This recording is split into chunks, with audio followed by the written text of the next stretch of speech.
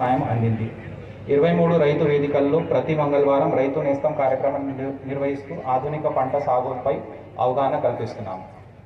ఉద్యానవన పరిశ్రమల శాఖ తెలంగాణ రాష్ట్రంలోనే ఆయిల్ పామ్ కోకో సాగు విస్తీర్ణం మొదటి స్థానంలో మన జిల్లా ఉన్నది. జిల్లాలో 68,521 ఎకరాల్లో ఆయిల్ పామ్ సాగు మరియు 657 ఎకరాల్లో అంతర్ పంటగా కోకో సాగు ఉన్నది.